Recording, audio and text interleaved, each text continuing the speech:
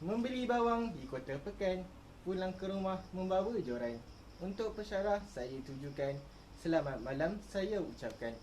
Assalamualaikum warahmatullahi wabarakatuh.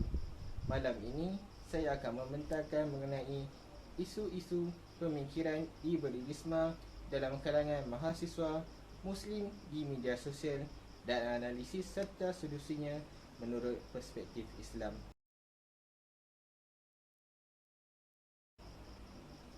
Sebelum saya memulakan pembentangan, izinkan saya memperkenalkan ahli-ahli kumpulan saya. Yang pertama adalah saya sendiri, Muhammad Nur Husaini bin Anjar Jaafar. Seterusnya kami ada Jauhar bin Yunus, juga diberisi oleh Damia Fizalia binti Mahdir, dan akhir sekali Muhammad Iqbal bin Azhar.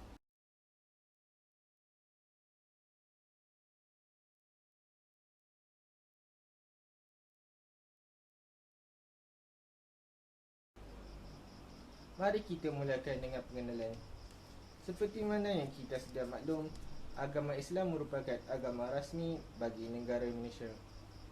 Islam itu sendiri di Malaysia datangnya daripada hasil dakwah para tabligh yang berdagang dan merantau keliling dunia hinggalah tersebar pengaruhnya di tanah Melayu, atau lebih dikenali sekarang dengan nama Malaysia. Walau bagaimanapun, hari demi hari arus pemodenan melanda, menyebabkan institusi agama Islam di Malaysia telah dicabar oleh golongan-golongan yang membawa fahaman baru yang lebih dikenali sebagai Islam liberal. Pemahaman dan pengaruh mereka tersebar pesat dan kembang sejajar dengan pemodenan Malaysia sehinggalah hari ini. Di pasca kemodenan ini, kebanyakan rakyat Malaysia telah menyadari kewujudan fahaman dan pemikiran yang disebar dari negara barat, iaitu liberalisme. Liberalisme secara amnya membawa makna kebebasan kepada seseorang individu sebagai nilai politik tertinggi. Falsafah liberalisme ini juga menuntut kebebasan berfikir tanpa memerlukan batas dan menolak prinsip kebenaran agama, atau dalam erti kata lain, mengambil jalan mudah dalam beragama.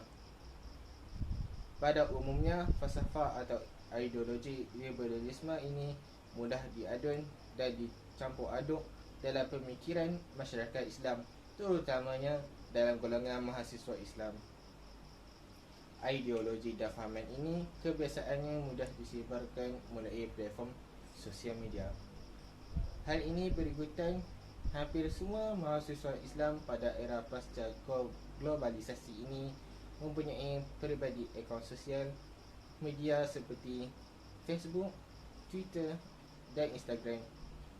Pelbagai isu yang telah timbul di media sosial yang berkait rapat dengan mahasiswa Islam dan liberalisme. Oleh itu, tujuan utama kertas kerja ini ditulis ialah untuk mengkaji isu-isu pemikiran liberalisme dalam kalangan mahasiswa Muslim di media sosial yang timbul terutamanya di Malaysia dan analisis solusi menurut perspektif Islam. Seterusnya saya akan serahkan kepada ahli kumpulan saya untuk menerangkan isu-isu ini dengan lebih lanjut.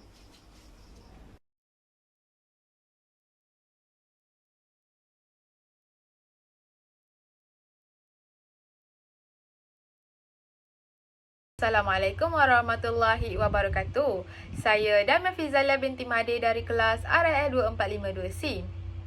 Hari ini saya akan membentangkan tentang konsep-konsep liberalisme di Malaysia.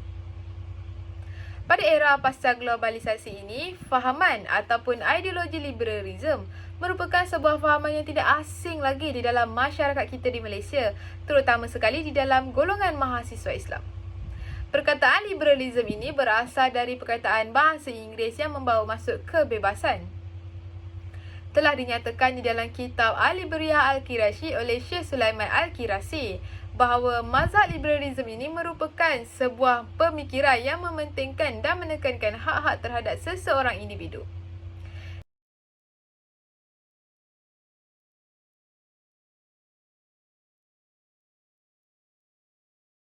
Di Malaysia, golongan-golongan liberalisme ini diberi peluang dan juga ruang untuk mereka beragama mengikut keselesaan mereka sendiri, atau dalam erti kata lain, mengambil mudah dalam beragama.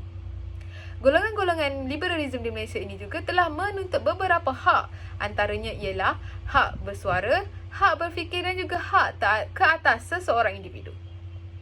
Selain itu, wujud juga beberapa aliran liberalisme yang berbeza di negara kita Malaysia. Antaranya ialah liberalisme politik, iaitu seseorang adalah asas undang-undang dan juga masyarakat. Wujud juga liberalisme budaya yang menekankan hak-hak peribadi terhadap seseorang, termasuklah cara hidup mereka dan juga perasaan. Dapat juga kita lihat wujudnya liberalisme ekonomi yang menyokong hak-hak peribadi ke atas harta benda dan juga kebebasan dalam menulis perjanjian bertulis. Dan akhir sekali, wujudnya liberalisme sosial yang mempercayai bahawa semua individu perlu diberi perkhidmatan asas. Di Malaysia hari ini, perkataan liberalisme itu telah diolah supaya lebih mesra terhadap masyarakat kita di Malaysia. Antaranya wujudnya konteks Islam liberal dan juga Islam kontemporari. Walhal kita sebagai rakyat Malaysia dan beragama Islam perlu mengkaji dengan lebih kritikal lagi perkataan-perkataan seperti Islam liberal dan juga Islam kontemporari ini.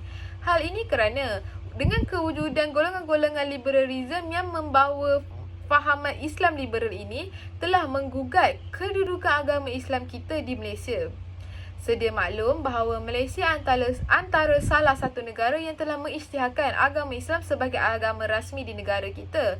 Namun, golongan-golongan liberalisme ini telah menuntut beberapa hak yang bercanggah dengan ajaran agama Islam di negara kita yang telah dijaga sejak sekian lama lagi.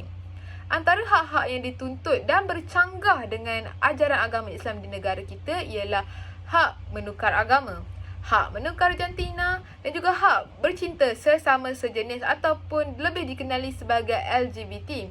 Selain itu, dapat juga kita lihat golongan mahasiswa Islam di negara kita terpalit dengan isu-isu hangat yang berkait rapat dengan golongan liberalisme, fahaman liberalisme terutama sekali di platform media sosial seperti Facebook, Twitter dan juga Instagram.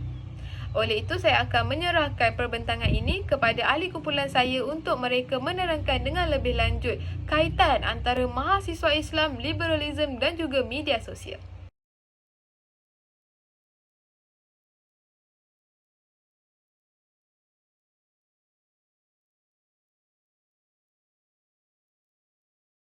Assalamualaikum warahmatullahi wabarakatuh. Nama saya Muhammad Iqbal bin Azhar dari kelas RAS 2452C.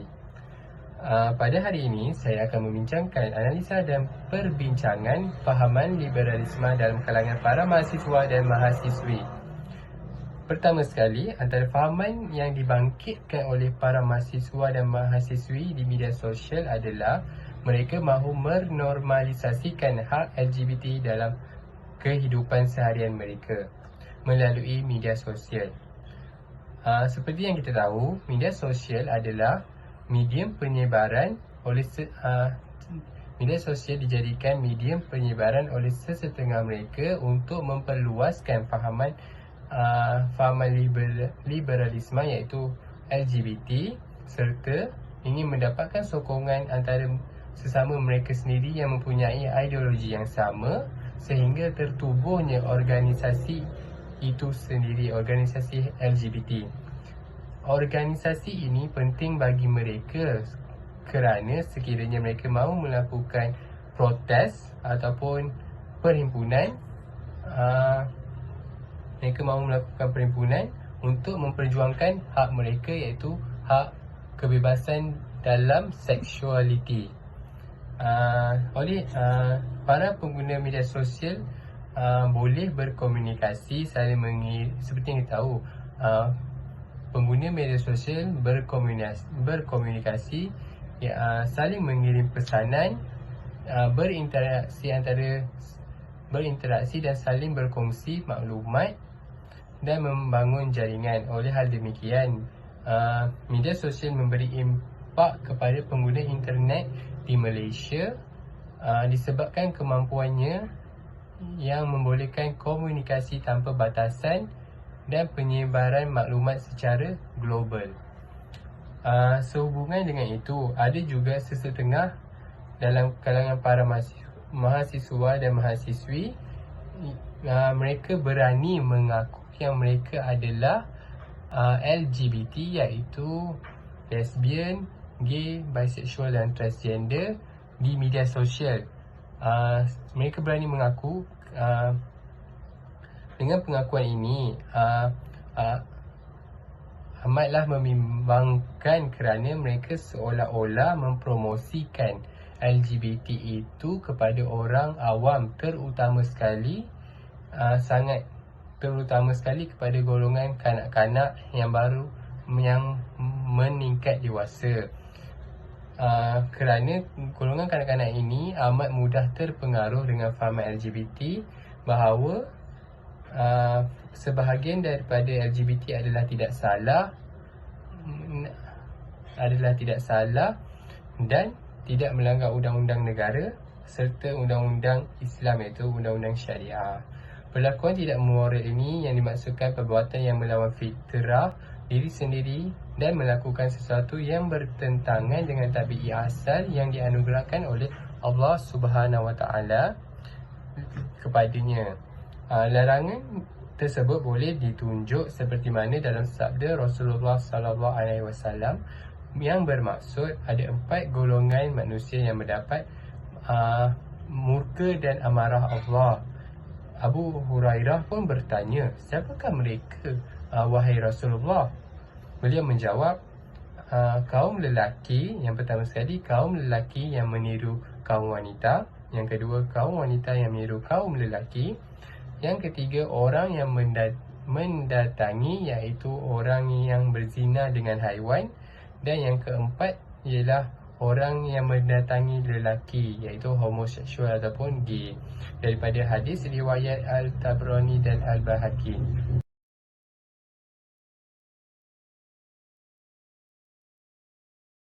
Dalam menangani isu LGBT dalam kalangan para mahasiswa dan mahasiswi di media sosial ini, seharusnya bermula dengan individu itu sendiri yang terlibat, terutama sekali yang terlibat dengan LGBT. Dengan mereka seharusnya memantapkan akidah dan menguatkan lagi pegangan dengan ajaran Islam. Sebagai contoh, kita haruslah sering menghadirkan diri ke majlis-majlis ilmu yang dianjurkan oleh mana-mana pihak. Sebagai contoh, majlis agama negeri, kita boleh mempelajari dan memahami hadis-hadis yang sahih dengan lebih mendalam. Hal ini secara tidak langsung dapat membantu para mahasiswa dan mahasiswi untuk memantapkan akidah mereka dan meningkatkan keimanan mereka kepada Allah Subhanahu Wa Taala, dan mereka akan berasa takut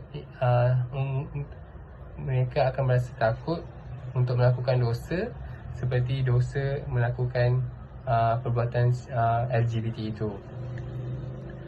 Sehubungan dengan itu, Al-Quran itu perlulah dijadikan sebagai rujukan utama dan mendapatkan bantuan dari golongan yang lebih arif apabila ingin menyelesaikan persoalan yang berkaitan dengan agama Islam, supaya persoalan itu terjawab dalam konteks yang sahih dan lebih tepat.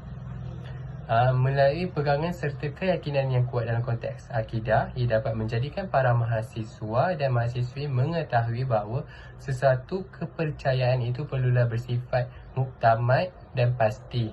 Selain memerlukan keyakinan yang tinggi dalam rukun Islam dan rukun iman. Bukan itu saja, kita diwajibkan berpegang teguh kepada semua kitab yang diturunkan kepada para rasul, khususnya Nabi Muhammad SAW, iaitu kitab Al-Quran. Kitab Al-Quran wajib dijadikan sumber rujukan utama dalam panduan kehidupan seharian kita, kerana diyakini bahawa kita tidak akan sesat sekiranya beramal dengannya. Hal ini kerana setiap isi ayat Al-Quran telah menceritakan tentang setiap peristiwa yang telah berlaku di zaman dahulu serta mempunyai jawapan terhadap setiap persoalan yang bermain di fikiran kita. Sebagai contoh, peristiwa yang boleh dikaitkan dalam LGBT ini adalah peristiwa kaum Nabi Lut, iaitu berperilaku keji dan tidak senonoh, iaitu kaum lelaki enggan mengawini wanita tetapi lebih berminat dengan jenisnya sendiri. Meskipun Nabi Lut telah berulang kali memperingatkan mereka dan menyuruh mereka untuk berubah, tetapi mereka tidak menghiraukan, bahkan mereka mengejek dan mempersendakannya. Akhirnya kaum Nabi Lut dibinasakan oleh Allah Subhanahu Wa Taala dengan memberikan azab kepada mereka berupa gempa bumi yang dahsyat disertai angin kencang dan hujan batu sehingga hancurlah rumah-rumah mereka. Akhirnya mereka tertimbun di bawah runtuhan rumah mereka sendiri. Oleh itu, peristiwa ini boleh dijadikan pengajaran kepada para mahasiswa di luar sana bahawa melakukan perbuatan songsang ataupun terlibat dengan LGBT ini adalah salah dalam agama Islam, dan perbuatan ini juga mendapat murka Allah dan akan dilaknat oleh Allah sekiranya kita melakukannya.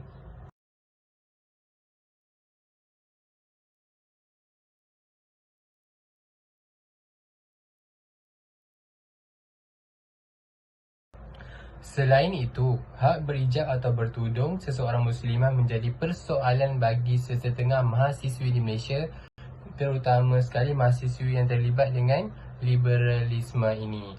Seperti yang kita tahu bahawa menutup aurat adalah satu tuntutan syariat Islam kepada wanita Islam. Hal ini kerana untuk memelihara maruah wanita Muslim itu sendiri.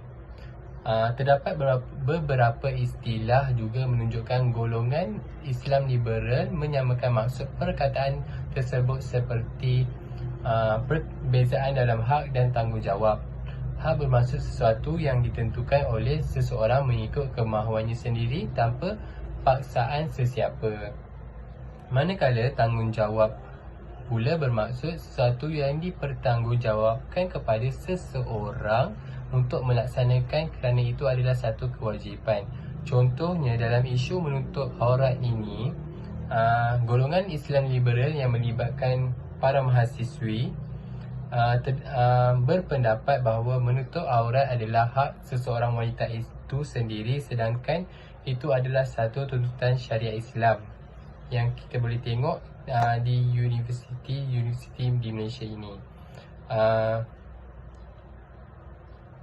Menurut Uni dan Virus pada tahun 2014, mereka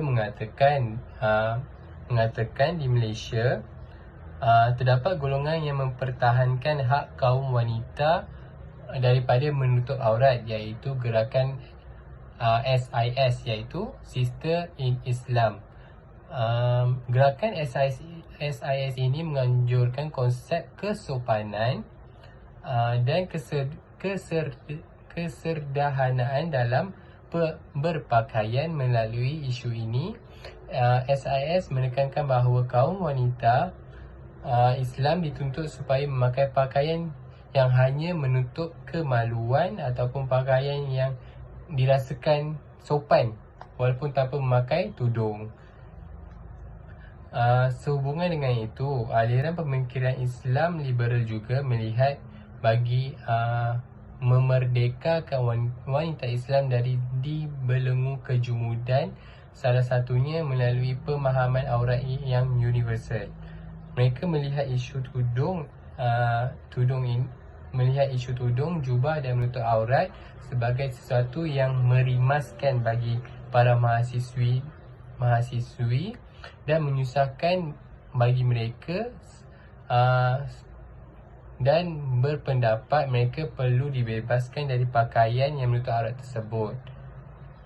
Bahkan apabila ditanya kepada seseorang aktivis Islam liberal yang melibatkan mahasiswi, kenapakah anda memakai tudung?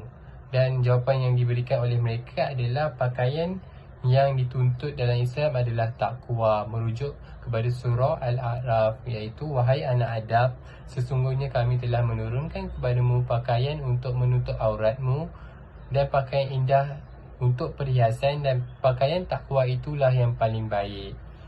Yang demikian itu adalah sebahagian daripada tanda-tanda kekuasaan Allah. Mudah-mudahan mereka selalu ingat. Daripada konsep ini mereka telah mensalah tafsir daripada hadis Nabi.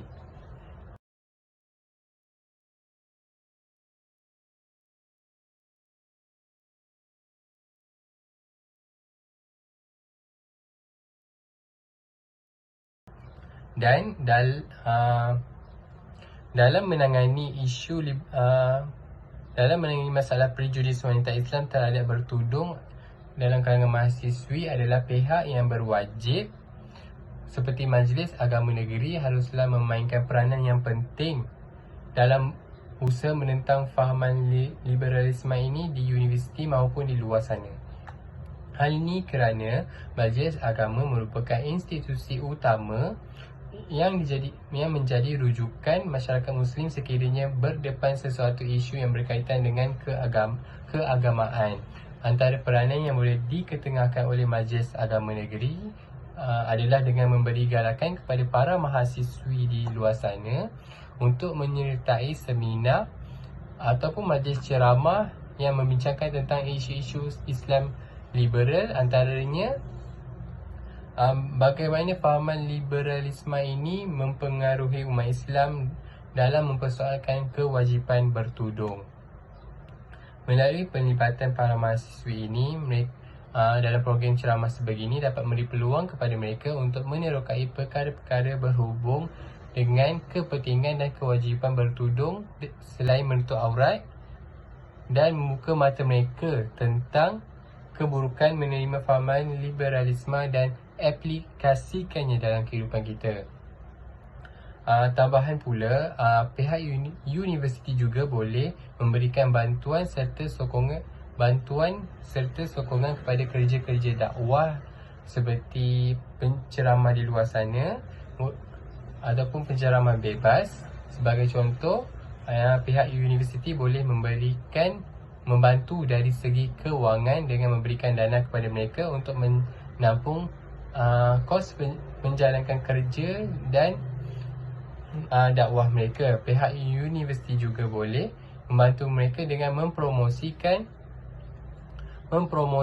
program-program ceramah yang bakal dijalankan sama ada di social media ataupun di grup WhatsApp. Oleh itu, fahaman Islam liberal ini telah mewujudkan prejudis wanita Islam terhadap bertudung oleh itu, fahaman Islam liberal yang menyebabkan wujudnya prejudis wanita Islam terhadap bertudung dapat dibendung dalam kalangan para mahasiswi. Sekian itu saja daripada saya. Terima kasih.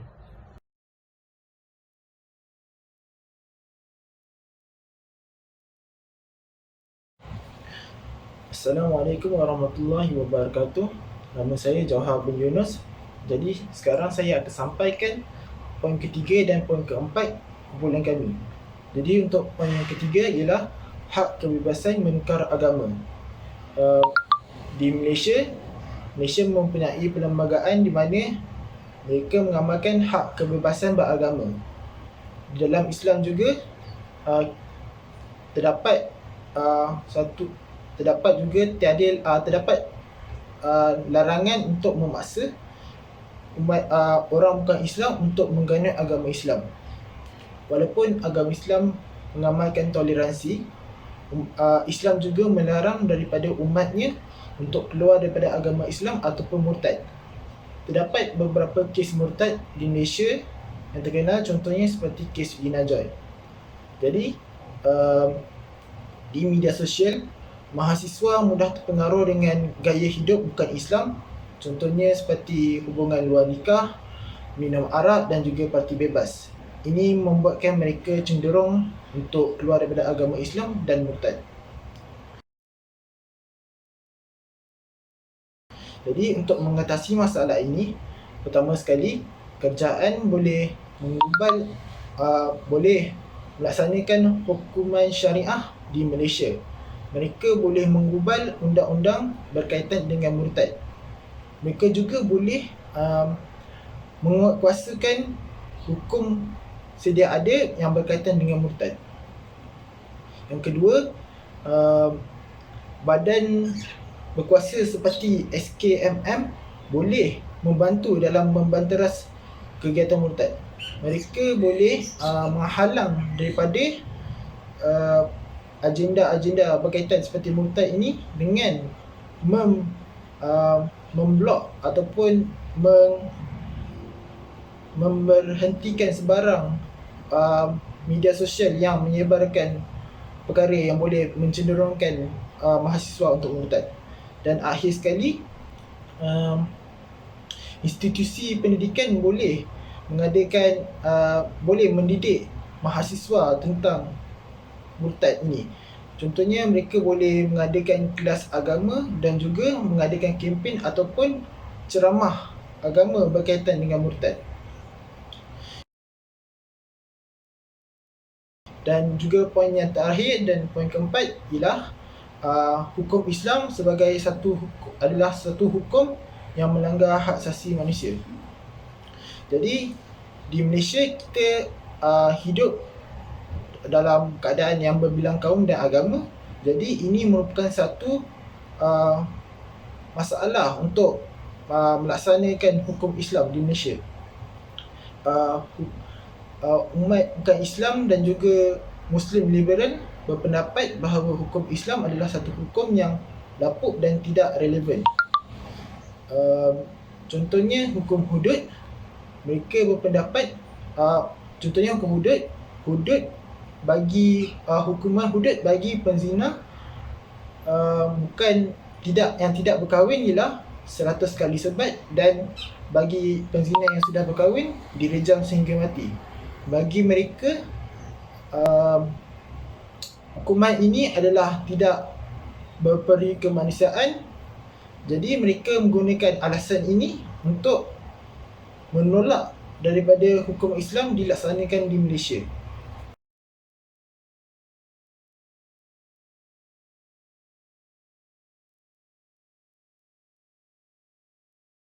Jadi cara untuk menyelesaikan masalah ini, yang pertama, para agamawan dan juga para ulama boleh mendidik umat Islam berkaitan dengan hukum hakam Islam. Mereka boleh menjelaskan dengan lebih terang supaya umat Islam lebih faham tentang hukum hakam Islam. Selain itu, kerajaan boleh melaksanakan hukuman Islam ataupun hukuman syariah di Malaysia untuk menunjukkan bahawa hukum hakam Islam ini masih relevan, berkesan dan juga berperi kemanusiaan. Dan akhir sekali, jabatan badan berkuasa agama Islam seperti JAKIM boleh mencari jalan untuk menyelesaikan masalah syariah di Malaysia supaya hukum ini tidak menunjukkan perspektif yang negatif kepada umat Islam dan juga bukan Islam. Sekian, terima kasih.